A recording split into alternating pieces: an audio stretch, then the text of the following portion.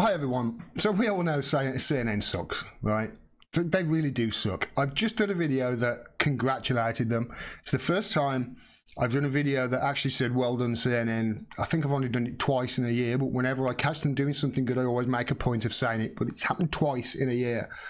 Every other story has been like this because they and MSNBC and the Washington Post and the New York Times, etc., they are the worst purveyors of fake news. And so this is the title of their story, CNN. Venezuelan army defectors appeal to Trump for weapons. Venezuelan army defectors? Oh, that's serious, because army defectors. But it turns out the CNN's Venezuelan army defectors are not in the army, not defectors, and don't live in Venezuela.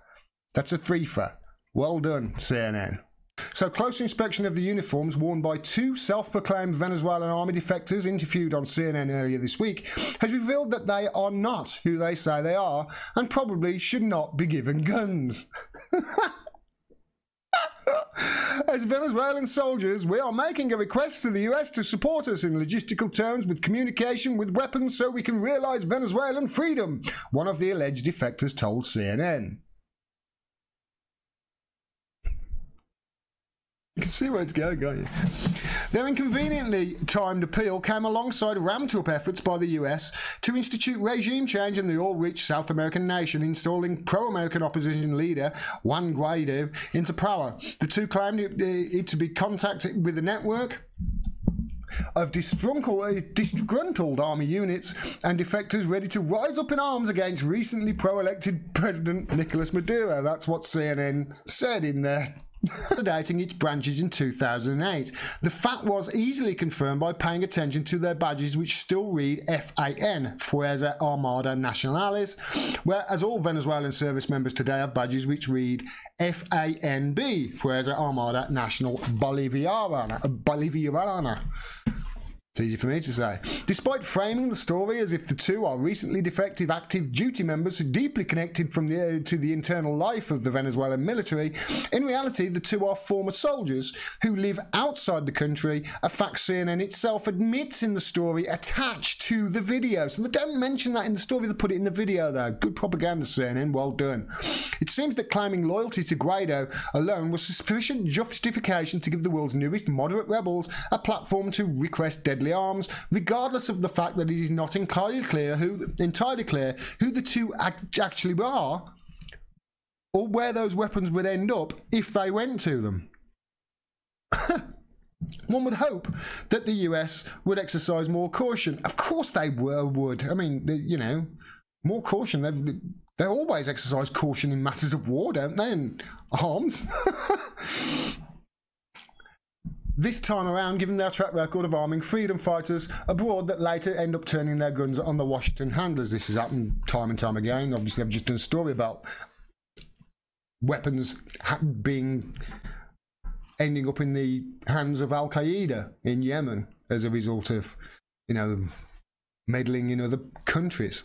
Although the US has yet to actually begin shipping the opposition arms, Washington has been unwavering in its support. This week, Trump chatted with another self-proclaimed authority figure, interim President Juan Guaido, promising to keep in contact and offer support. That support includes $20 million, humanitarian aid packages, and access to Venezuelan state assets in American banks. So in other words, you can have your money, but Maduro can't. Yeah, so RT have basically hit the nail on the head there with what my evaluation of it. This is them rushing. This is them seeing something that's like, that promotes our narrative that there's got to be a regime change in Venezuela and the Venezuelan people are for it, and, you know, it's going to happen very soon. This supports our story. We've got to get this out. So they rush to judgment and they don't fact check things. And CNN have done this constantly, especially with matters related to Russia, and now we're seeing it with Venezuela. It's strange, isn't it? I want to give you a little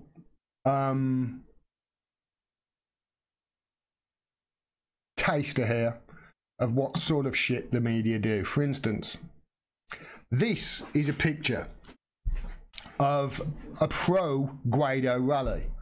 And this was tweeted out by CBS News. And they all do something similar. All of them are these. They'll all show the pro-Guaido rally. And look at this from CBS News. Look what they say.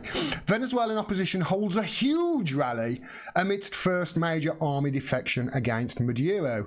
So this first major army defection, turned out it wasn't an army defection. They weren't in the army. They weren't in Venezuela. It wasn't a defection. But also anything that's pro-Guaido, they're publishing. Whereas trustworthy news sources, you can get the opposite side of things. Just look at that. Look, there's the picture. There's the picture for Guaido. Here's Maduro. Look at this. This is literally the same day, I think. Look at the size of this crowd for Maduro. You don't see them putting that on the TV, do you? You don't see that on the mainstream media. Why? Because it doesn't follow their narrative. It doesn't follow the pattern. It doesn't push whatever they're trying to push, or whatever the government are trying to push that the media are obviously jumping along with. No, what they would rather do is show pictures like this. It's a smaller crowd, but let's show that and not show the pro-Maduro rally.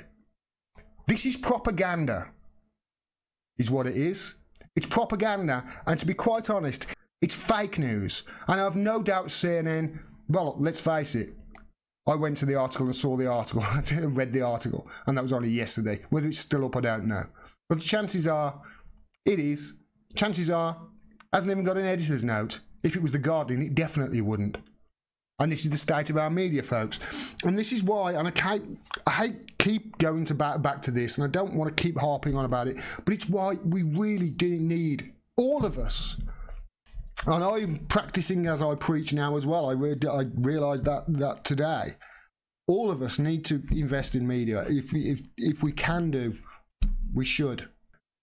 So please support independent media, because otherwise this is the shit you're going to get. And this is the shit that's going to lead us into more wars, into more conflict, into more death, into more destruction, into more wasted money, into more lives lost, into more misery, into more disease. Sooner or later, things blow back on you. You know, it's about time we got out of other countries, especially democratically elected countries, for Christ's sake. If they had an election there, he'd win. Guaido would not win. And then they would call it rigged. For more truly honest, independent media like the video you just saw, please subscribe and click the bell below as well so you get a notification of when I drop further videos. If you also like and share and comment on the video as well, that really helps with the algorithm and boosts exposure. And if you can support me, please do so. You can do with any of the avenues on the screen at the moment and below this video. You can support me for as little as $1 a month on Patreon, and every dollar helps. We need your support at the moment. We do not have an operating fourth estate. I'm sure you're aware, a functioning media holding power accountable is vital for democracy. At the moment, we haven't got it. So people like me are having to fill their shoes and do the job for them with your support. Thanks very much for your support. Till next time. Peace and take care.